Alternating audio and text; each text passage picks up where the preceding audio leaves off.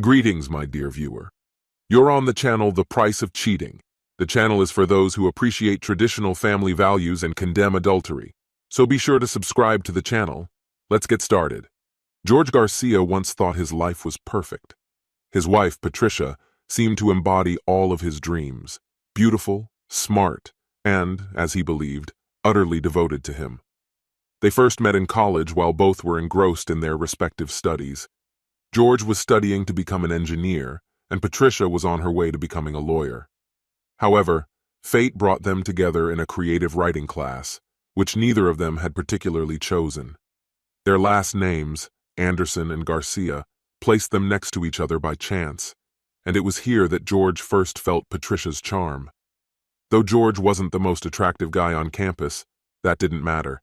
They instantly clicked, sharing jokes and laughter in the midst of the dry, strict academic environment. Their friendly conversations in class soon evolved into meetings outside of it, and before long, friendship blossomed into something more.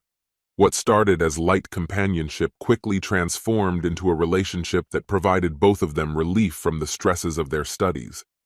Their bond was filled with joy, laughter, and undeniable physical chemistry. One evening, in the middle of the semester, what began as a simple dinner and movie unexpectedly turned into an unforgettable night. That night, George walked Patricia home, intending only to say goodbye, but a simple farewell kiss turned into something much more. One kiss led to another, and the next morning George woke up in Patricia's bed. From that moment on, their relationship grew even stronger, and by the start of the next semester, they were completely devoted to each other. Between their intense studies and their blossoming romance, they barely had time for anything else. As time went on, their relationship only deepened. They began introducing each other to their families. Patricia joined George's family for Thanksgiving, and George spent Easter with Patricia's family. For Christmas, they decided to stay on campus, enjoying the solitude and each other's company. Their families fully approved of their relationship, and when graduation approached, no one was surprised when George proposed to Patricia, and she immediately accepted. Both felt their relationship was something special, and they weren't about to let it slip away. After college, they transitioned into their careers effortlessly. George secured a position with a construction company that valued his hands-on approach to engineering, while Patricia began her career at a prominent law firm. Their demanding jobs left little free time, but they always found moments for each other, whether it was vacations, busy weekends, or passionate nights. Time flew by, and before long, 7 years had passed. As their wedding anniversary approached, George decided it was time to think about the future. He envisioned them starting a family, buying a house, and building something more permanent than their current apartment. Financially, they were both doing well, and George believed it was the perfect time to plan the next phase of their life. However, Patricia didn't share his vision. Strangely, they had never discussed their future beyond the wedding. They never argued, and Patricia seemed completely content with their life. She saw no reason to change anything. Maybe one day she would be ready for more, but at that moment, she was happy with how things were. A few days before their anniversary, George was in the kitchen making dinner. This had become his routine since he finished work earlier than Patricia. He was in the middle of cooking when Patricia came home and, as if nothing was out of the ordinary, dropped a bombshell that changed everything. "I have a date this Friday," Patricia said calmly as she walked into the house. George froze, unable to comprehend what he had just heard. Surely he misunderstood her. He asked her to repeat herself, and she did so with the same calmness. She had agreed to go on a date with a man named Connor, casually adding the affectionate nickname Con, as if it were the most normal conversation. At that moment, George's world collapsed. Shock gave way to a flood of questions. "Why? Are you unhappy? Have you been cheating on me? Do you want a divorce?" His mind raced, searching for answers. How could this have happened? Who was Connor? What had he missed? Their relationship, even their intimate life, seemed so solid. Patricia, seemingly unaffected, answered with a chilling calm. "It's simple," she said, as if explaining something obvious. "I get attention all the time. Even when we're together, you've seen it." Throughout school and university, dating was never my focus. All my time and energy were dedicated to studying and earning my degree. But lately, you've been pushing me more and more towards the idea of settling down, buying a house, and starting a family. So, I thought, why not try dating? Besides, there's this incredibly attractive guy who's been flirting with me, probably the most handsome guy who's ever shown interest in me. George froze, stunned. Well, thank you, Patricia. What a great boost to my self-esteem, he replied, his voice laced with sarcasm. And what about us? Are you just going to toss me aside like an old toy? Oh, George, come on, Patricia responded. You know you're handsome, and I love you. It's just something fun I want to try. It's not like it's serious. George felt anger boiling inside him. Well, I absolutely disagree, he snapped. I think you shouldn't be dating other men. It'll destroy everything we've built. Patricia rolled her eyes and let out a heavy sigh. George, I didn't realize you were so dramatic. You're blowing this way out of proportion. It's just one date, nothing special.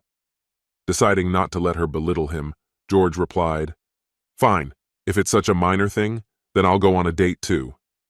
Patricia couldn't hold back her laughter. You? On a date? She laughed, incredulous. You're kidding, right? You couldn't find a date by Friday if your life depended on it. Her laughter grew louder, filled with condescension. Look, it's easy for women to get dates, even if they're not supermodels. But for men, especially those who aren't drop-dead gorgeous, that takes effort. You're sweet, George, but attractive? Not exactly. Her laughter echoed through the room, and George felt his patience snapping. He couldn't believe she was mocking him like this. First, she announced she was going on a date, and now she was humiliating him, saying he could never do the same. Her relentless laughter was the final straw, like a knife twisting in an already open wound. He couldn't take it anymore. But instead of lashing out, George made a choice. He needed to leave before things went too far. Patricia, I'm too angry to think clearly right now. You blindsided me, and now you're laughing at me. With those words, he stormed out of the house, heading to his friend Robert's place. Robert had been his closest friend for years. They played video games, drank together, and understood each other without needing many words. That evening was no different. George didn't explain why he was there, and Robert didn't ask. That was the nature of their friendship. The next morning, George arrived at work with a pounding headache and a bit late, for the first time in his life. Megan, the office administrator, immediately noticed something was off. She had always had a soft spot for George, but chose not to say anything. His boss, if he noticed, said nothing either. George was too reliable for anyone to make a fuss over one bad day. That evening, when George returned home, he didn't want to make dinner for both of them, but out of habit, he did it anyway. Patricia came in at her usual time, and, as expected, she couldn't resist another jab. Oh, back after your little temper tantrum? She mocked, a smug smile on her face. So, any updates? Still planning on finding yourself a date by Friday? Her words dripped with arrogance. George looked at her, barely recognizing the woman standing before him. When had everything gone so wrong? Where had the love and joy in their marriage gone? In a calm but firm tone, George repeated, Patricia, if you go on this date, it will destroy us. And I'm serious. If you don't cancel it, I will go on a date this Friday, too. He braced himself for another dismissive response, but what she said next cut him like a knife. Oh, really? And who are you planning to go on a date with? Megan from your office? She sneered. She's old enough to be your mother, weighs as much as a hippo, and is married to a man who'd probably kill you if you even looked her way. There are no other women left at your work, so who are you going to date? Maybe you'll ask one of the guys out? Yeah, that'll go over real well. Robert was the last one left. George suspected that he might have a girlfriend, so if Robert wasn't interested in relationships with both genders, his luck had clearly run out. Maybe it was time to call an escort? After all, paying for company wasn't really cheating, right? George wondered if Patricia had any idea that her mocking, dismissive laughter was slowly eroding his love for her, like acid eating through steel. Who was this woman she had become? Were all the good moments they had shared just a mask hiding her true nature?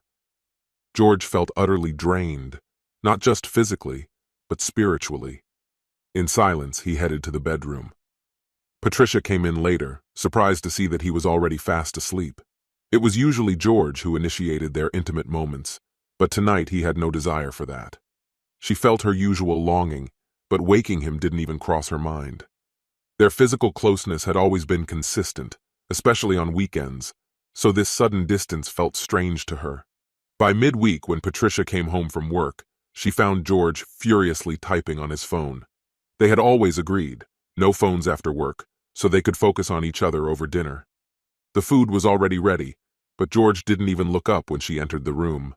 A sly smile appeared on her face, and she let out a short laugh. "Trying to make me jealous, George?" she asked sarcastically, her voice dripping with scorn. "No kiss today? Too busy with your Friday night plans?" Her tone was sharp, and she continued, "Who's texting you? Megan? I bet her husband would love to know. Or is it Robert? Are you two up to something, George?" Her laughter grew louder, turning into a cackle. Each mocking remark stabbed George in the heart like a knife. With every word, his feelings for her seemed to wither. He began to resent her more and more. Slowly, he raised his head from his phone. "Patricia, this has to stop." His voice was calm, but there was a weight to it. "You're destroying us with these jokes and barbs. If this keeps going, I'm warning you, our marriage won't survive." For the first time, Patricia fell silent. She shrugged, as if brushing it off. "Oh, George, relax. It's just one date. You'll survive. It's no big deal. I told you, I just want to know what it's like to go on a date with an incredibly attractive person. I've never done it, and I'm just curious." George's frustration grew. "We made vows to each other, Patricia. What we have is supposed to be special, and you're tearing it apart." He turned and went upstairs, leaving her alone in the kitchen, where the tension hung in the air.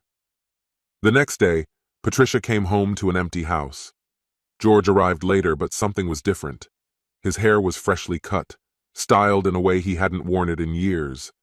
It reminded her of when they first met, though she preferred his current look. Unable to resist, she made a sarcastic comment. "New haircut for your big night out?" she said with a smirk, deliberately making air quotes, then burst into laughter. "I'm sure Robert will appreciate it when you two meet on Friday."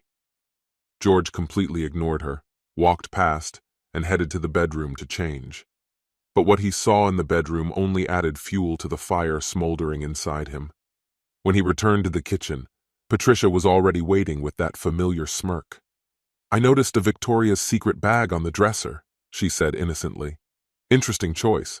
So did you buy yourself some lingerie for your just a night out? Looks like more than just a meeting." Her words were like poison, but she didn't stop. "What kind of lingerie did you pick, George? Funny, you never wore anything like that on our honeymoon. I remember asking about wedding night lingerie, and you said your body was more than enough for me, and now you're buying this. If it's just a date, I guess he won't even see it, right?" George's anger flared, but he fought hard to keep it in check. His fists clenched, his jaw tightened.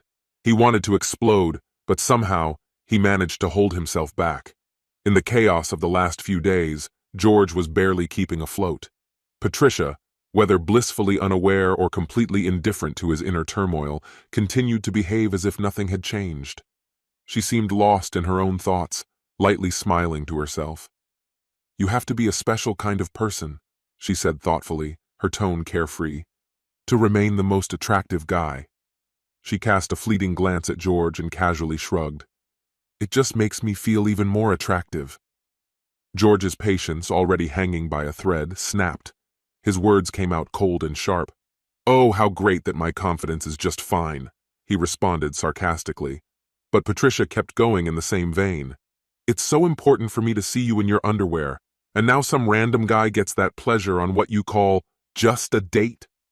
George's irritation reached its peak. "Let's get something straight, Patricia. This has gone too far. If you put something on for me tonight and cancel your date tomorrow, I might be able to get through this. But if you don't, if you really go on that date, we're done." Patricia giggled, completely ignoring the seriousness of his words. "You're always so desperate for intimacy," she waved dismissively. "I've waited all week, and this is the longest I've gone without it." "It's always about you, isn't it?" she continued, a challenge in her voice. "I can do whatever I want, and I don't have to wear something just for you." George stared at her, his gaze hardening, making her squirm nervously under his scrutiny. After a tense pause, George finally spoke. "If you go on that date on Friday, we will never make love again." With that, he turned and walked toward the bedroom, leaving her to ponder his ultimatum. Friday arrived, and as promised, George did nothing to prepare dinner. He was already making plans for himself when Patricia returned from work. She found him dressed to the nines. He wore a freshly ironed shirt and new trousers, looking even better than usual. This only intensified her irritation over their recent lack of intimacy. At one point, she considered making the first move, but her stubbornness won out. She wasn't going to be the one to initiate. Patricia had her own plans for the evening. She began getting ready for her date, noticing something odd in the apartment, but she dismissed it, too preoccupied with the excitement of meeting Ted to think much of it. George left, and soon after, Patricia also departed, meeting Ted at a trendy restaurant. Dinner went smoothly. Ted was charming and attentive, entertaining her all night. When dinner ended, Ted suggested continuing the evening at his place, and Patricia, without hesitation, agreed. She imagined an exciting, passionate night, but reality was far from her fantasy. As soon as they walked through the door, Ted's behavior shifted abruptly. He pushed her onto the couch and sneered, "Bet you love being easy prey." The words stung, and all her enthusiasm evaporated. She quickly slipped out of the situation, trying to preserve a shred of dignity. The night was still young, and going home would mean admitting defeat, so she went to her friend Emily's place. She spun a fabricated story about a fight with George, and Emily gladly welcomed her. They spent the night watching romantic comedies and drowning their frustrations in cheap wine. The next morning, Patricia woke up with a pounding headache, the hangover a harsh reminder of the previous night. Emily suggested they go shopping to clear their minds, and Patricia, in no rush to return home, agreed. When she finally got back, it was well past dinner. She expected to find George brooding, but instead, the apartment was empty. It was only then that she noticed what had been off all along. George's things were gone. His work boots weren't by the door, and his side of the dresser was cleared out. She smirked, shaking her head, deciding that this was just an overreaction on his part. "He'll come crawling back," she muttered, with his tail between his legs, begging to forget all about this. She also wondered how his own night had gone, quietly laughing at the thought. But by the following Saturday, her amusement had worn thin. George still hadn't returned, and there wasn't a word from him, not a single call or message. She briefly considered calling his parents or his friend Robert, but her pride stopped her. After all, George had left. If he wanted to come back, he could. He could call, text, or show up whenever he wanted. But she wasn't going to look for him. As the second week dragged on, her irritation grew. She couldn't understand where he had gone. She even drove by his workplace, spotting his truck in its usual spot. But George himself was nowhere to be seen. Patricia was slowly beginning to realize that she might have caused far more damage than she had initially imagined, although the full weight of her actions had not yet hit her.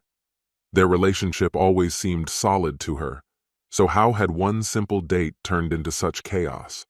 The more she replayed everything in her mind, the more confused she became. It had been 2 weeks since she casually mentioned to George that she had gone on a date with someone. 2 weeks since she had walked into the office and been blindsided by the news of the impending divorce. The shock was still fresh, and the word stunned didn't even begin to describe how she felt. Patricia had always thought George had a flair for drama, but now it was beginning to seem like he was just being irrational. Divorce over one date? It seemed utterly ridiculous. Moreover, he had left her a note, asking her to contact his lawyer if she had any questions about the divorce. The nerve! Patricia could barely believe it. Her thoughts drifted back to their shared history. 2 years of dating in school, 7 years of marriage, and now she was being asked to consult a lawyer? As if she couldn't handle this without much effort. Half the lawyers in her firm were already eyeing her. But then, a troubling image flashed through her mind. George and Robert together. An unpleasant feeling crept into her soul. Could George really be seeing Robert? And even more outrageously, were they planning to get married? The thought seemed absurd, and Patricia couldn't help but smirk. What a joke. She stuffed the divorce papers into her briefcase and went home, convinced that this whole thing would blow over soon. George couldn't possibly be serious about this. He was just trying to force her to apologize, but she wasn't going to give him that satisfaction. However, as time passed, Patricia started to feel a growing sense of frustration. She ate dinner alone, night after night, in their once-shared condo. The silence was becoming unbearable. As time went on, Patricia began to realize just how much she missed George. She had enjoyed his company far more than she had been willing to admit. Now that he was gone, the void he left was becoming unbearable. A sense of guilt started to stir within her. Maybe, just maybe, she had made a mistake. But admitting that was hard, so she devised a plan. She needed more information, and that meant she had to talk to Robert. Patricia knew where Robert liked to hang out, so she deliberately arranged to accidentally run into him one day. When Robert saw her, his first instinct was to run. He always found Patricia intimidating, but she caught him before he could leave, and they exchanged strained greetings. The awkwardness in the air was palpable, and Patricia could feel the tension. Robert knew exactly why she had sought him out, and it made him uneasy. George had already told him everything, and Robert had no desire to get involved in Patricia's schemes. In his opinion, she should have been begging George for forgiveness for how she had treated him. But Patricia, with all her legal skills, found herself at a loss. Her ability to persuade and argue was useless here. The silence between them stretched on until Robert could no longer hold back. "Enough with the games," he exploded, his irritation boiling over. "You're here because you want to know where George is and you think I'll help you. Well, guess what, Patricia? Screw you. He loved you, and you treated him like garbage. You broke his heart, laughed at him, and now you're surprised that he wants a divorce?" Patricia blinked, startled by the venom in Robert's voice, but she still didn't grasp that he wasn't going to help her. "Come on, Robert," she tried to smooth things over. "This is just a misunderstanding. If you tell me where to find him, we can fix everything." Robert had always gone along with whatever Patricia said. She was incredibly beautiful, the woman of his dreams, and out of loyalty to George, he had never wanted to cause any problems. But now, seeing her true nature, he felt no obligation to be kind.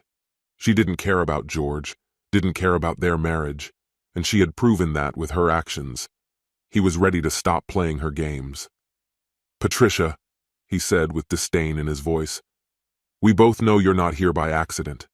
You came for answers, but I don't have any for you. George worshipped you, and you threw it all away for a casual fling. He warned you, but you laughed in his face. And now you're shocked that he's moving on? Let him go. Enjoy your pretty boys." He walked past her without even sparing a glance, leaving without looking back.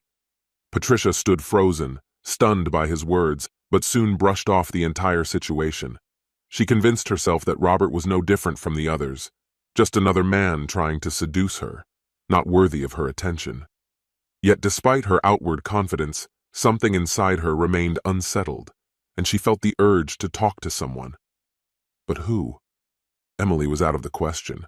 Her friend had once hinted she dreamed of having a partner like George. Her parents weren't an option either. They always admired George. In the end, Patricia decided to do nothing. Time passed, exactly 4 months, until a court summons left her with no choice. Reluctantly, she turned to a divorce attorney from her firm, one who specialized in divorces. After laying out her situation, the attorney advised her to proceed with the divorce. Though Patricia hesitated, clinging to a hope of saving the marriage, the barrage of legal questions soon made her position clear. "Have you spoken to your husband since he left?" the attorney asked. "No," she replied quietly. "Have you continued seeing Connor or anyone else?" "Not Connor." Her voice hardened. "He turned out to be a selfish jerk, but I have needs too." "Do you really think your husband wants to reconcile?" the attorney pressed. Patricia faltered. Doubts began creeping into her mind. She thought she might have destroyed something good, but still believed that if she spoke to George, they could fix things. In the end, she agreed to meet with him, though reluctantly accepted the inevitability of the divorce. However, the divorce attorney was puzzled. Was this the same Patricia rumored around the office? The woman supposedly always on the lookout for a new man? Now she seemed completely blind to the fact that George had emotionally checked out long ago. There was no chance he would come back, whether or not he had someone else. Patricia just didn't see it. When the day came, they met in George's attorney's office. Patricia thought he looked surprisingly good, while George couldn't help but notice how worn out she appeared. It was obvious. She hadn't been sleeping, had lost a lot of weight, and was clearly under immense stress. But despite all of that, Patricia still didn't grasp the full picture. So, after some polite small talk, she decided to ask George directly. "What does all of this mean, George? I went on one innocent date, and you're blowing it up to the point of filing for divorce?" she demanded. George sighed, tired of this conversation. She really didn't understand. "I warned you, Patricia. I told you this would destroy us." His tone was firm but calm. "Do you really think that date meant nothing? You didn't even sleep with the guy? What about the lingerie you wore for him, the one you never wore for me? You enjoyed flaunting yourself in front of him, just like you did with the others before him. You humiliated me, made me feel worthless, and I was the one you said you loved?" His voice grew slightly louder. "No, Patricia. You've always thought only about yourself. What you needed, what you could get. This marriage? It was never about us. And just so you know, that same Friday I went on a date too. It went well, really well. In fact, I'm planning to marry her as soon as the divorce is finalized. So sign the papers and let me go." George stood up, his words hanging in the air, and he left without looking back. Patricia sat in stunned silence, trying to process what had just happened. The full weight of the situation hit her. She had indeed ruined everything. But it was too late now. She had already agreed to the divorce, and when it was finalized, she left with half of the assets, including the apartment. Years passed. Patricia dated handsome men, went through failed relationships, and even dealt with some health issues. It was only after seeing a therapist that she realized the painful truth. She needed to grow up. By then, there were many regrets, but none weighed as heavily as the loss of George, the one man she had truly pushed away. Although she eventually met someone kind and reliable, nothing would ever compare to what she once had with George. This regret would haunt her for the rest of her life. Meanwhile, George's life moved on. He went on that fateful date, and by midweek he wasn't exchanging messages with Megan or Robert, but with someone else. Megan, one of his colleagues, had never liked Patricia. She was sharp-tongued and quick to judge people's characters. So when George, another colleague, came to work upset after a fight with Patricia, Megan immediately sensed that something had happened. Over lunch, George told her the whole story. Megan liked George, quite a lot. He wasn't like the other engineers, not arrogant or overconfident. As it turned out, Megan had a daughter 3 years younger than George. Soon, she gave him her daughter's phone number. That evening, George wasn't texting Megan or Robert, but Megan's daughter, which marked the beginning of a new chapter in his life. George soon learned that Abigail was single and thriving in her stable and well-paid career. Unlike him, she had an infectious smile that could light up any room, and there was no denying that she was very attractive. However, what mattered most to him was that she eagerly agreed to go on a date with him the following Friday. His wife, Patricia, was not a part of this new chapter in his life that he envisioned, and her absence from this date would definitively mark the changes in their relationship. Judging by the hints from Abigail's mother, nothing stood in their way. Abigail felt that George would make a wonderful companion for her, and her intuition proved to be right. Shortly after George and Patricia's divorce was officially finalized, he married Abigail. Their bond was genuine, built on mutual love, and they lived a happy marriage, filled with passion and deep affection, which lasted forever. This concludes the story. If you like it, then put your powerful like and subscribe to the channel.